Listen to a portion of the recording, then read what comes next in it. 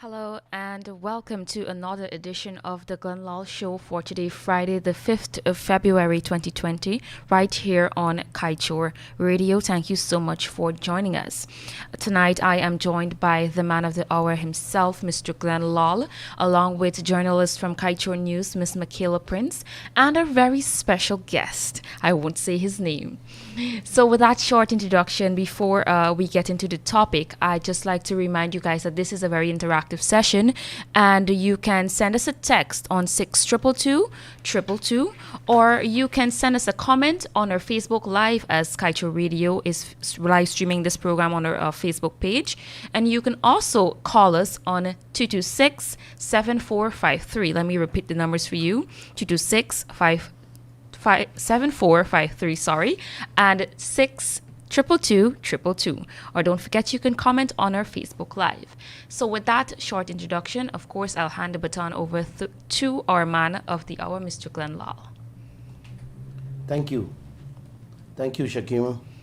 Thank you guys for joining me.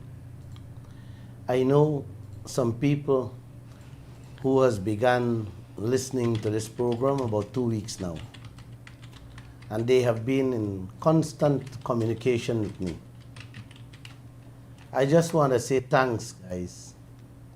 I hope that you are learning, and I want you to know that I am delighted to help all of you understand what's going on with your future and that of my future. A special good night to all of you. Many people may not like Donald Trump, including me, but he did a lot for America. He may have did some stuff in which he made money for himself. But look at it from this point of view. What he receives for himself, America gain lots more. If he gets a few hundreds of millions of dollars, he saved America in the billions. I don't want to talk about him tonight, but I know he made some great business decisions that most Americans will see the fruits down the line. The man knows how to run a business. There is no doubt about that. Something that is sadly lacking here with our leaders, our politicians. Then most of them can't even run a fowl pen with a few chickens in it. I am convinced with that. Not what I am seeing here for the last 26 years in the newspaper business. They can't run anything when it comes to business and run this country. Tonight's topic, I will compare what transpired in Senegal as to Guyana, with Senegal oil fields, two of Senegal oil fields versus the Kaieteur and Kanji oil blocks. Please allow me to share a short story with you before I get down to our business. A friend said to me, politicians' strength and power comes from fooling the people. When I heard that, I smiled. And I responded to him by saying, my power comes from educating you, the people. He ended up smiling. Good night again, Guyana. I met a 71-year-old Trinidadian a few weeks now. He is stuck in Guyana because Trinidad and Tobago airport is closed. This man worked in the oil sector for 36 years, and he understands this oil business extremely well. This man knows almost everything in the oil business. He has taught me so much that I believe President Ali should keep him by his side every day. I didn't get to sleep well last night because he contracted the COVID virus. He is now a patient at the COVID hospital. So I ask you all, let's wish him well.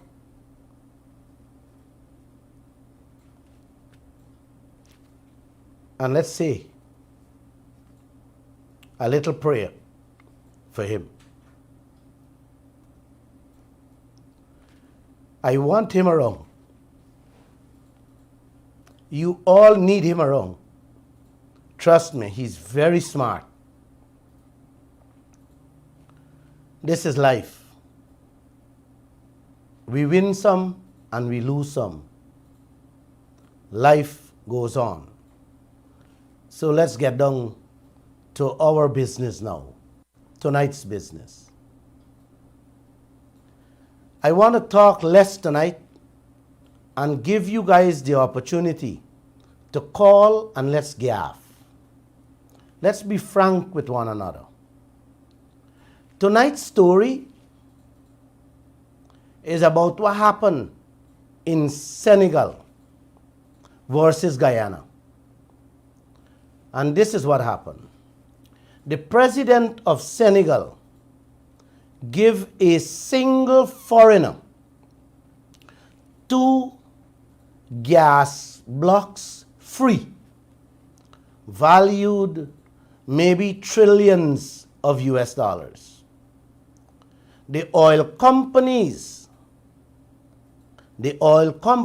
buy it out from the man, pay him 900 million US cash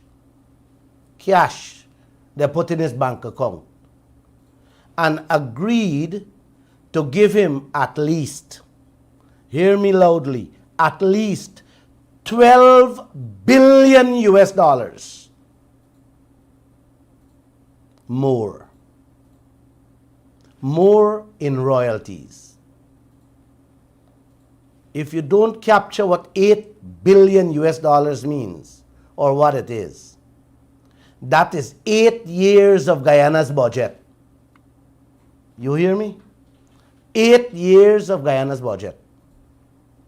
Half of Senegal's population, to which they have 12 million people, living each day, Guyana, with $1.90 US. That is less than 400 Guyana dollar a day. That's how they're living. 6 million people living like that.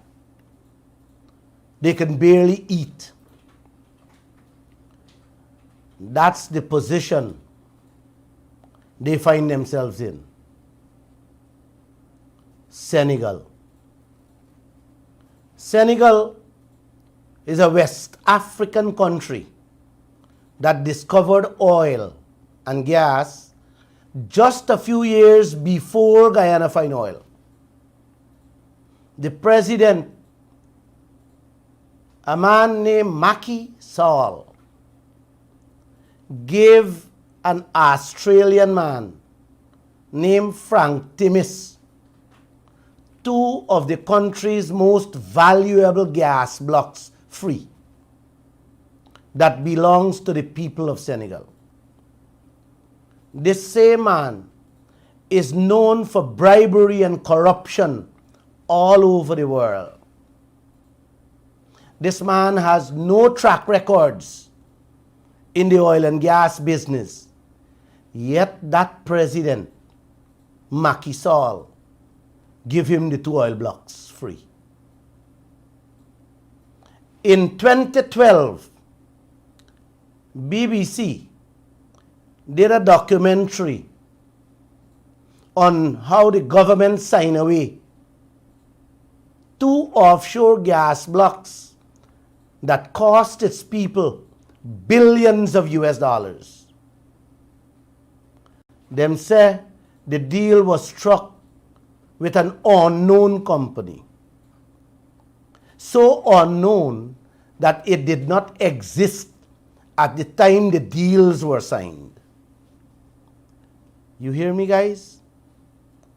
The company didn't exist at the time when the deals were signed. That's a striking resemblance to what took place right here in Guyana with the Kanji and Kaieteur oil blocks. 2 years after the Australian man set up the first shell company, he set up another one that received the gas blocks. He transferred the rights from the first company which received the oil blocks to the second company he set up. Then sold it to two major oil companies for more than 900 million US and 12 billion US to come down the road. Does that ring a bell here with our oil blocks? Guys? It does, yeah. Yes, it does. It does. In Guyana, our oil blocks landed in the first company them create. Then them set up a second company, then transfer the value of the blocks to the second company and began selling parts or shares from the second one. Same thing had happened in Senegal.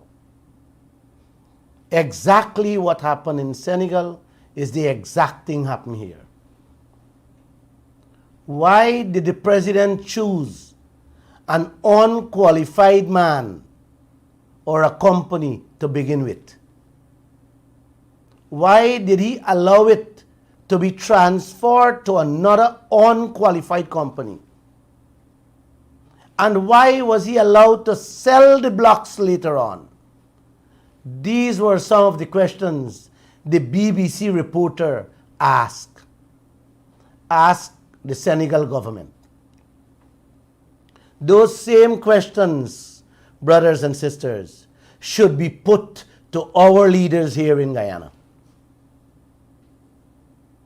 After he got the blocks, listen this, after he got the blocks, the Australian man went and set up another shell company. And guess who he hired to run the show? The president's brother. He named Aliou Saul. Yes, the man set up another company and put the president's brother to run that company. Less than 2 months later, them sold 60% of the shares to an American oil company, Cosmos. Hear that? The president's brother run the show. 2 months after, he them sell it to an American oil company. Another UK oil giant, BP, British Petroleum, joined the partnership and acquired 30%. The man gets 600 million US. And 2 years later, the same BP buy out the entire company for another 250 million US dollars. In total, they collect 850 million US dollars. Wow. Here the kicker, Guyana, in the real story. BP also agreed to pay the man at least 12 billion US dollars in royalty over a 40-year period. In total, Timis made approximately 900 million in cash within 5 years of acquiring the 2 blocks. And the 55-year-old, he's 55, set for life with at least 12 billion more to come in his bank account. That's what the BBC documentary said in their report. They went on to say, in order to finish the money by the time the man reached 100 years, the man would have to spend at least $280 million US every year for he done that money. You hear that? You hear the kind of money this man got to spend for done that money he get? And the people living on $1 to $2. And yes, and the people in Senegal, 6 million people in Senegal is living with just over 300 Guyana dollar, can barely eat. When one takes that into consideration, the report says an immediate investigation, international investigation is warranted. Don't you think the same thing should happen here in Guyana? Certainly. The BBC report said when oil companies are created in a matter of days or weeks and are registered in territories that keep the identities of the real owners, the money owners, in secret, it creates the perfect condition for corruption and tax evasion. It ultimately robs the citizens who are the rightful owners of the nation's wealth, billions of dollars, US dollars. The Australian businessman with a corrupt past, he created 2 shell companies and registered them in the Cayman Islands and the British Virgin Islands. Both countries are well known for financial secrecy, money secrecy. They are well known for hiding identities of the real owners of the bank accounts. As a result of using them 2 countries, the people could not know who the beneficial owners were and still is. You hear me?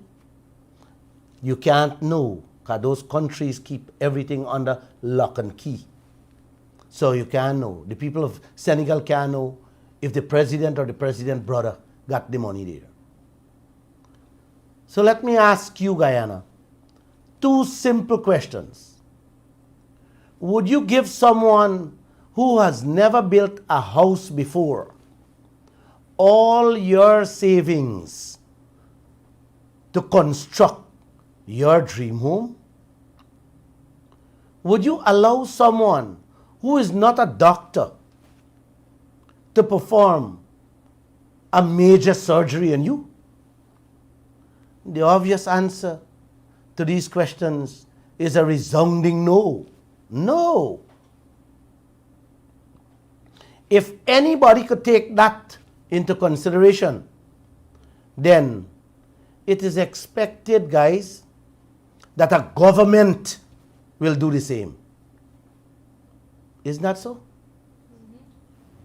The BBC report was keen to say that Senegal would have gained billions of dollars in revenue for the benefit of its people had the government sold the oil fields and the gas fields in the open market through it on a bidding process. Guys, what took place there in Senegal is exactly what played out here in Guyana with our oil blocks, the Kaieteur and Kanji. Who is getting the billions? Guyana, certainly not me and not you. Kanji oil block giveaway happened in 2015. Let me repeat, days before the election.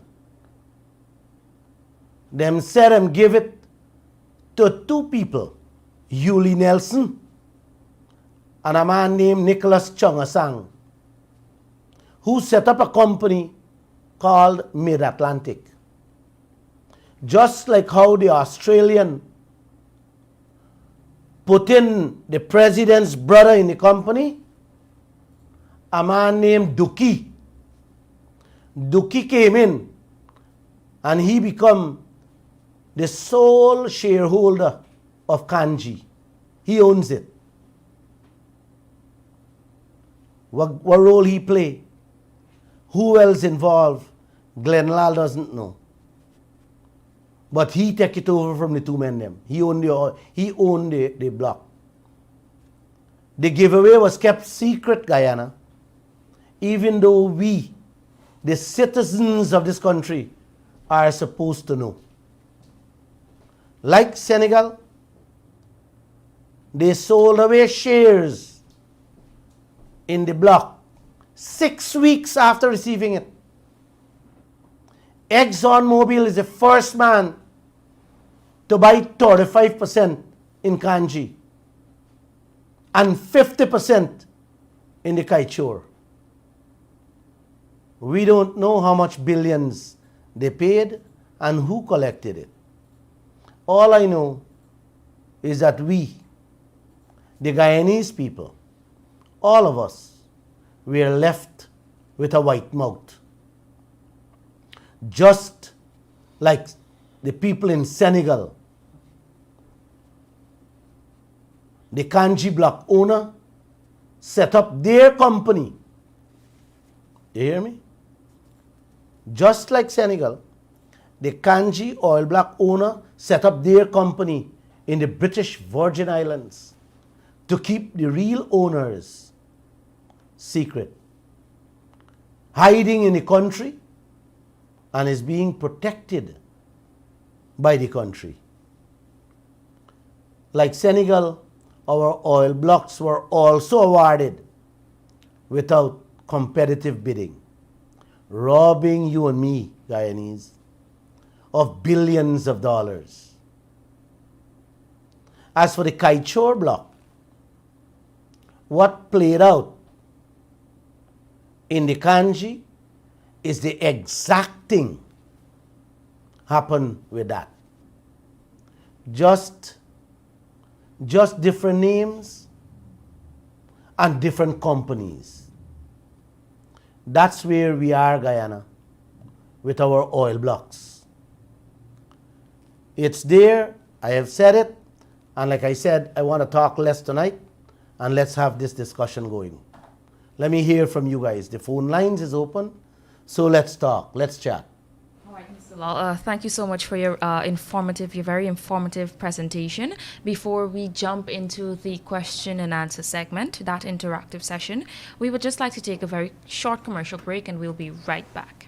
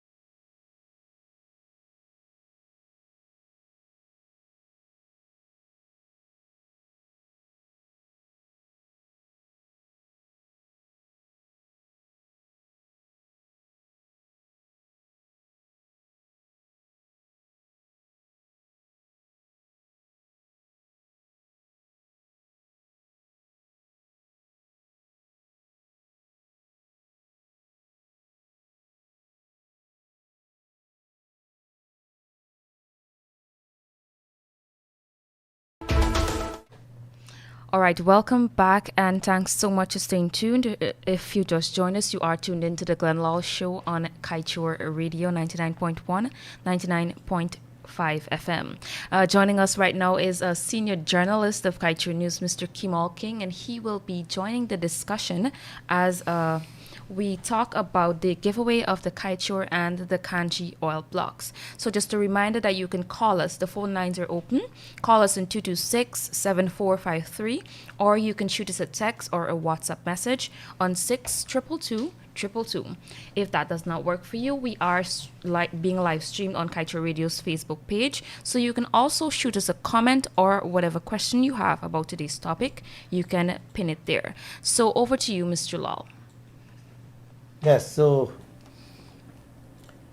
I would have made it very clear that the two oil field in Senegal was we saw who were the players. The president brother got involved.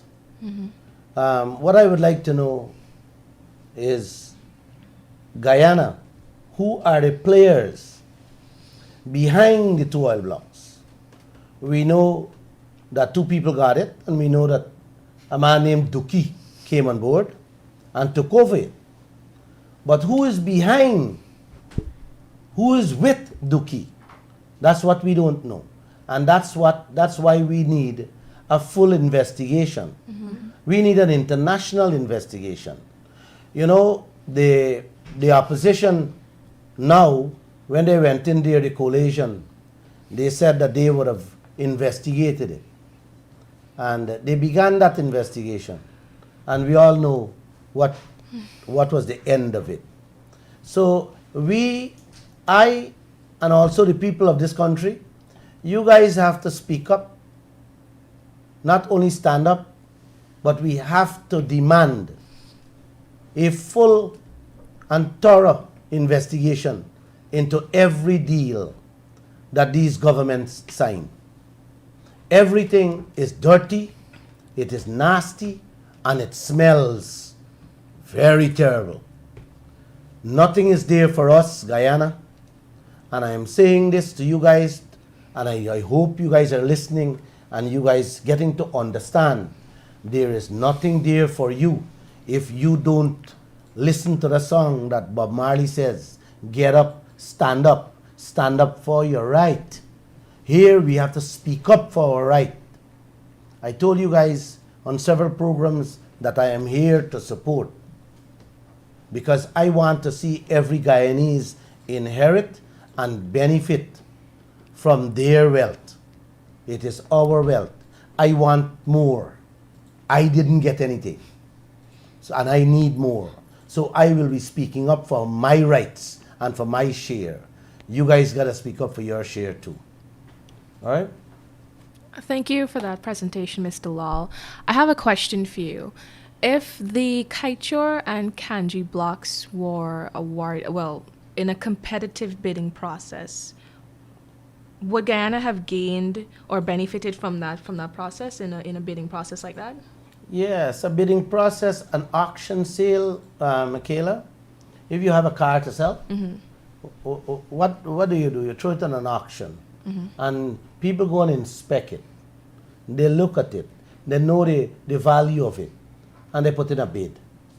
You understand? You put in a price. Say, listen, well, I can pay $3 million for the car. Somebody might go and see it and say, you know what? I could pay $3.5 million for the car. I could pay $5 million for the car. Different folks, different strokes. It's how you like it, how much you like that car that you went and looked at. The value of the car, how much that car you think it's worth. It's the same way they do it in the oil and gas fields. Suriname did that. They put it in the open, right? And this is how people bid. Please allow me to add to that. Yes. In Kaieteur News coverage, good night, everybody. In our coverage of competitive bidding processes in the oil industry, we have seen that oil-producing nations have gotten hundreds of millions of dollars from selling oil blocks.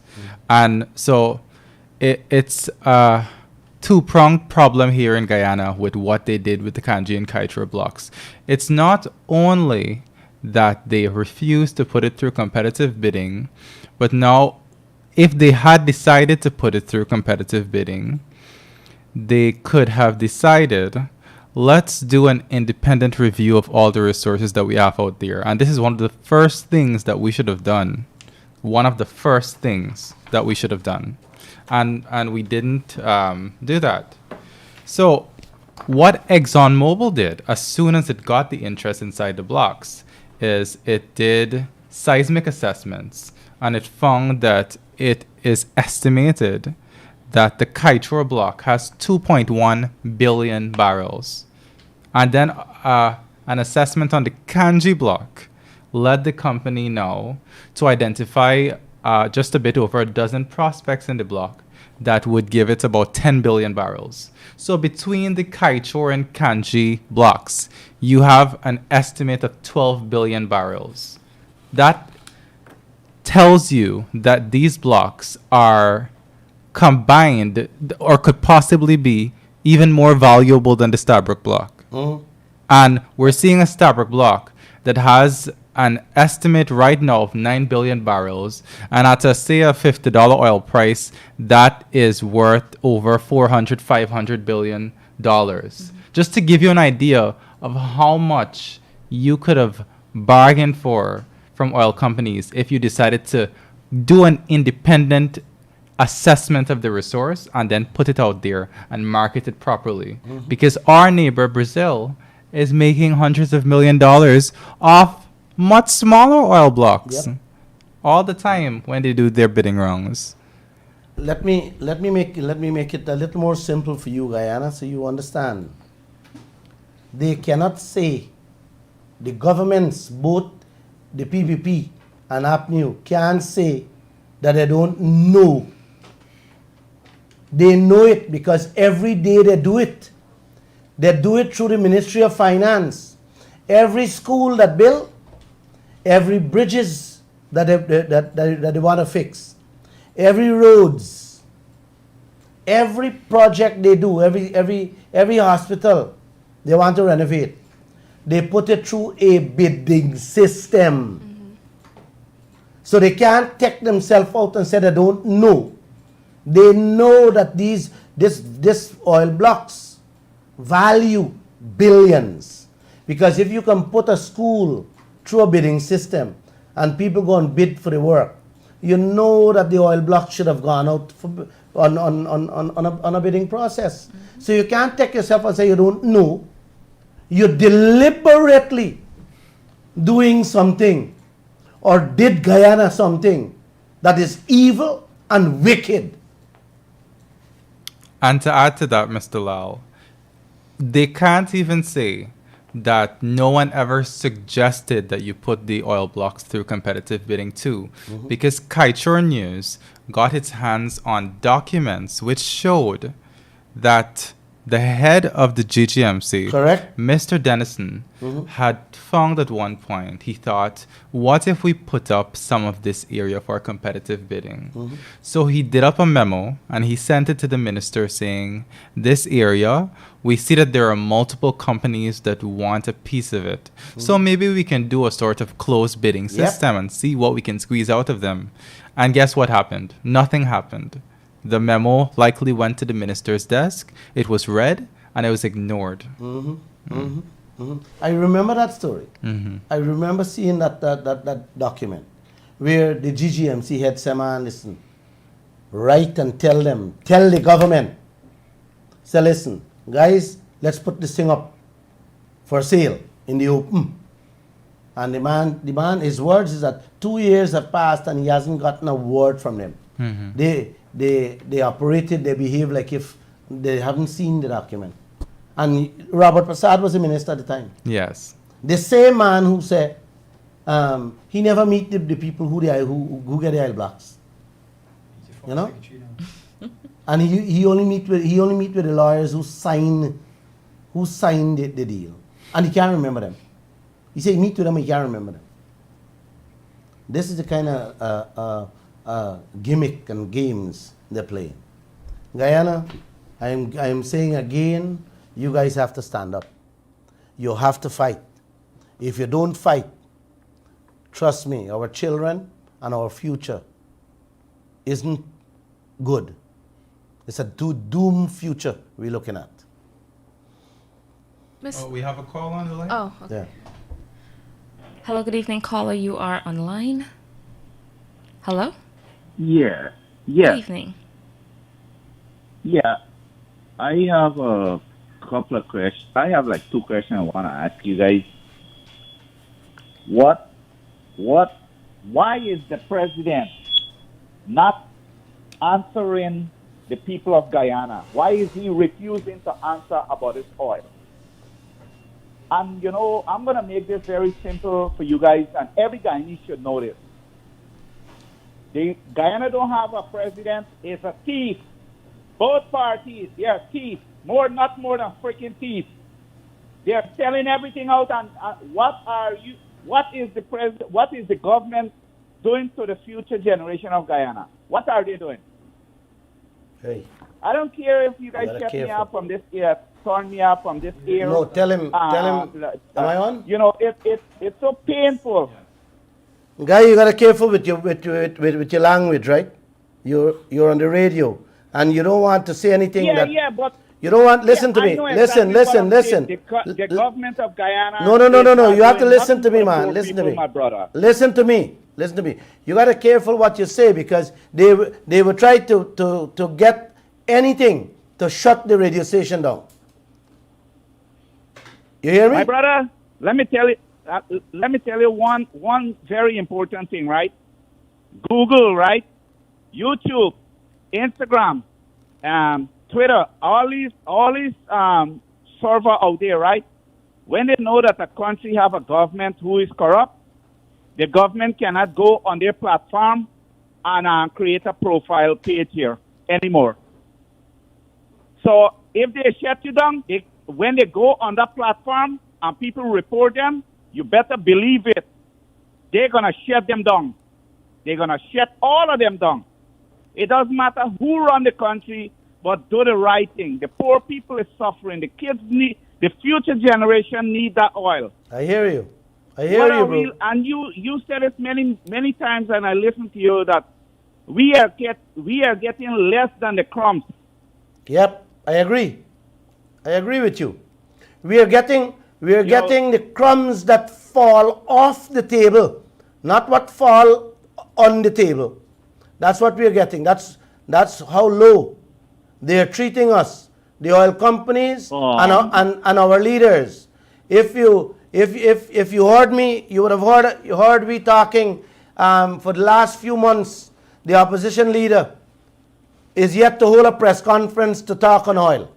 They talk on everything else. They talk about signing marijuana bill and weeding and cleaning Guyana, but they're not saying nothing about the wealth, this massive wealth we have that can transform Guyana into a better Dubai. They're not saying a word about that.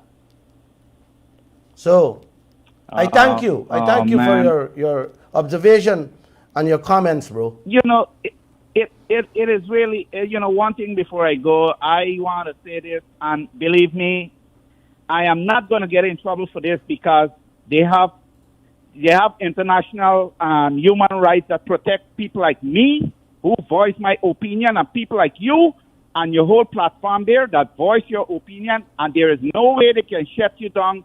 I want to let you know that they can never shut you down. Go on Google and search it, my brother. They cannot do that, because you are talking the truth. Thank you. So you guys keep up the good work, my brother. Stay safe, warm, and just keep pressing, man. Keep pressing. Something gonna happen. Thank you. We need your support. Thank you, bro. Yeah, thanks. All right. Caller who was just on, I believe he interpreted you as saying that they'll shut you down for your voice. But just to clarify, we understand your anger.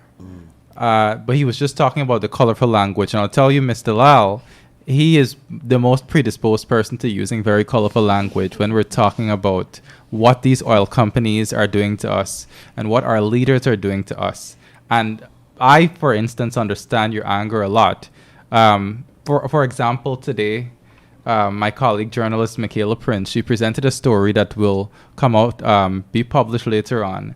And when you hear what even other nations have been able to do, what other nations have been able to demand when they say, "Oh, look, Guyana is next door. Look at the value of the wealth Guyana has." They have been able to turn to their oil companies and say, "I am going to demand this because the guy next door has so much wealth."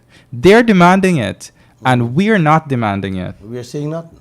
And when you listen to that and you think about all of the stories that I have written and that Kiana Wilberg has written, it really brings tears to your eyes because the solutions seem they're just right in front of you, and you're wondering why your leaders are not just grabbing it for the people. They're not grabbing it for them for the people because they are part of the robbery that is going on with us. You know? You tie bundle, remember the first thing oil company does, right? Yes. You know, I don't have to repeat that. You know? They corrupt the leaders, right? They create chaos, confusion, and while we fight, they just take away stuff. That's how simple it is. So if the oil players have your leaders in their pocket, then where are we? Well, it seems our leaders, they are very happy with the deal. Yeah. They are very happy, but the country, what happens to the rest of us, the citizens of the country? Are we, Guyana, are you happy with the deal we getting? Right? Suriname next door, they will be getting 36% tax. We are getting zero tax. These are the people mostly from the United States and all over the world coming and working on the platform. They are working for tens of thousands of US dollars a month and paying no taxes. The lowly working Guyana working for $100,000 pays taxes. And these are people, oil field workers, are working for 10, 15, 20, 30, 40,000 US dollars a month and are not paying a single Guyana dollar in taxes, zero taxes. And all leaders are happy with that. Guyana, what are you going to do about it? Are you happy paying taxes and the foreigners are coming and not paying taxes with our oil wealth? Our oil money is paying their salaries and they are not paying a single cent in taxes. Yeah, our leaders are not happy with that. Our leaders is happy with what they are getting. So, like I said, if you tie bundle with the people, then the people can do the nation anything. And that's one of the many, many, many things they have used to rob us. This is not a highway robbery, you know. This is not a kick down door banditry going on in this land. This is worse than that. It is worse than that by 1 trillion times. You understand? And our leaders are turning a blind eye. This is why we have to continue to educate the people so they can be able to reach their leaders and say, what is going on, guys? You know, like I've been inviting all of them to come. They need to come and sit with us and let's talk. But guess what? Not one of them will come back. Not one of them will come here because you cannot defend something that is indefensible. You understand? What I'm saying is the fact. How do you dispute fact? How do you counteract fact? You know, truth and right, you cannot. It will always stand by its own. Yeah. We have a caller online. Hello, good evening. Hello, good evening. Can you hear? Kaieteur. Yes. Glenn here, okay, I need to check it. Right, listen to this. The Japanese government sell out all the silver coins for almost billion and make the coins there with a high end. So all of this stupid money we use. Thank you, sir. Okay. All right. Right. We seem to have lost that caller. Over to you, Michaela, with the questions. Yes, back to the topic of our discussion tonight, the Kaieteur and Kanji blocks. We have a question here from Mr. Joel Walcott, who's asking why both the current and past government have refused to divulge information about the beneficial owners of the Kaieteur and Kanji block. Oh, that's a big secret. That's the big secret Glenn Lall would like to know that too. But nobody knows. Only the players who sign and the players who are involved in it. Like I said, they register company in British Virgin Islands, right? And the money goes there. Everything is done there. So how would we know? You have to have an international investigation to get to find out all these details that he wants to know. I myself want to know. A matter of fact, I don't want to know. I know who are the players. I know the names. You understand? But I can't say it. I could tell the caller privately if he called me on my cell phone. Who are the players so he can know. I could tell people privately who are the owners. The owners know that I know who are the players too. But I can't say that. And there are many people who know. Politicians themselves know who are the players. But doesn't the country, the people of the country who owns resources, doesn't they have a need to know who owns the oil blocks? Of course. We know Troy Resources or we know No. foreign companies. We know who owns it. No. We know who owns the oil blocks. That is public. That's in the contract. Julie Nelson, Chokasang, Ryan Pereira, them get the oil blocks. That's not the issue. We know that. We know that they're selling the oil blocks, right? But we don't know the players behind them. You understand? And they are players. Because you can't tell me a country, Senegal, president love an Australian man for 12 billion US, and I hear people living with $2 a day. No. And No. nothing from it. No. These guys are in bed. And they are the real owners. You understand? We know who own it. Wait. Guyana so love, or the Chokasang and Julie Nelson so love Duki for giving me billions? Come on, man. You don't gotta go to school to understand this. You understand? Ramotaro and Robert Prasad just love them people just to give them this thing? Come on, man. Think about it. Read through the line. They want us to believe that. Glenn Lall will never believe that. Glenn Lall believes nothing. Not even a word, much as a sentence that come out many of these leaders' mouth. I don't believe nothing they say. Because they lie. They lie so much. Oh my God. King Liar is not even the song that fits them. Okay. So when Guyana got its first EITI report, and for those of you who don't know, EITI stands for Extractive Industries Transparency Initiative, and it's a global sort of club of oil countries that tries to influence governments to be transparent as possible. And in the EITI, one of the things that you have to report is your beneficial owners. And when the first EITI report of Guyana was produced in 2019, some of the companies did not submit any information to the EITI, and that includes the owners of the Kaieteur and Kanji blocks. But my understanding is that the submission of the second EITI report is due in March this month. And I also understand that Mid-Atlantic is one of the companies that made submissions to the EITI, their local chapter. So we're going to see what comes out when that EITI report comes out later this year. But listen, companies change every month. Companies can change every day. Right? Let's say you had Glenn Lall name there. Glenn Lall could remove his name and put his child name or put his cousin name. So they didn't bring it out all these years because they were buying time. Remember when you're doing this type of business, you gotta keep thinking. You gotta keep your head on. You gotta watch what next. If I have to provide this information, no, I'll be skinned up here. So don't give nothing. Don't issue nothing. Wait until next year, and in the meantime, you switch the thing. You keep it's like a switch. You're turning it all the time. You're spinning names through it. But trust me, the man above is watching. The man above is seeing everything. You might fool Glenn Lall and this crew here and Guyana, but I want you guys to know the man above us see every movement of you guys.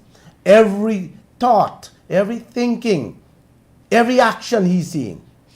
So you might win us today, but trust me, you can't win us tomorrow. All right, Mr. Lall, we have a caller online. Caller, good evening. Hi, good night. Good night. What I appreciate on the program there, I saw some photographs on both sides of Mr. Glenn Lall, right? Mm-hmm. And for me, picture tell 1,000 words. Mm-hmm. What I would like to see is these one in Senegal, these citizens who are suffering, they're starving just because of greedy from their leaders. I would like to see that. Just as how those pictures at both sides of Mr. Glenn Lall, I think I would like to see these, especially children in Senegal, the people. Mm-hmm. I know that they are starving. Mm-hmm. Mm-hmm. So I think we, the people, the adults, parents, it could tell them something that what could happen to us in the future. Because many people are starving right in Guyana now. It's not a future, it's here already, bro. Yes. So thank you all for updating the citizen of Guyana. You're welcome. You're welcome. Thank you. Yeah, it's already happening here, brother. And it should not have been happening. Things should have changed already. Had those oil blocks put in the open market and for a fair price, Guyana didn't have to go and borrow money and beg for money. A matter of fact, this country would have already been on a transformation path. A pathway where all the schools we could be able to block them down all and build back brand new schools. We would have done the highways going on in this country without borrowing a cent. Without borrowing a cent. I remember at the time they sign away these two oil blocks. Brazil made $700 million on an oil block, almost similar size to the Kaieteur Kanji, in only signing bonus. You guys hear me? It's only signing bonus. They didn't sell it. They are still to make deals on it as to the royalties and the profits and the taxes. Just the signing bonus alone, Brazil were able to capture 700 million, sorry. And what Guyana get? Guyana get 18 million US. 18 million US. What can barely buy candies. And they try to duck it and hide it and swing it from us. I don't know, somebody leaked that information. That's how we understand when it's 18. A matter of fact, the finance minister, Winston Jordan, I'll tell you his words. When he was asked the question, did Guyana receive a $20 million signing bonus? He said, no. No. And when the story came out, listen this carefully, Guyana. When the story came out, when he was exposed, and the story came out that Guyana get 18 million US, when the reporter confronted him and said, you told us you didn't collect signing bonus. He said, no, you asked me if Guyana collect 20 million. You didn't ask me if Guyana get 18 million. You see the kind of trickery? You see the kind of games these politicians playing with us? I don't know what they wanted to do with that 18 million. Maybe they wanted to huff it. Because these guys we have for leaders in this land, they're ready for huff anything. I think if you left your rubber slipper out your house and they passed, they would off it. That's who they are. That's the kind of leaders we have in this land. And on the when you hear things like that, it really just confirms for you that our leaders are not stupid. They're not stupid at all. Yes, they understand. Everything is by choice and everything is controlled by them. And on this matter of the signing bonus, I'll tell you what it could be like for Guyana if we just took control. Recently, Brazil decided to place 92 oil blocks on auction. So that's going to happen later this year. And the size of the 92 oil blocks combined is equal to the size of just about 3 of Guyana's oil blocks. So Guyana gave away these 3 oil blocks for free. And Brazil split the acreage up into 92 blocks. And each block, Brazil is going to charge a hefty signing bonus. That is what you could have, Guyana. You could make from the auctions of your oil blocks more than the pittance that we made last year from oil production. That is what you can do, because that is an industry by itself. Yeah. Last year we get $185 million. The whole year we get $185 million. That can't even fix 2-3 schools in this country with the kind of price tag they're putting on it. So there you go. You know, that's where we are, Guyana.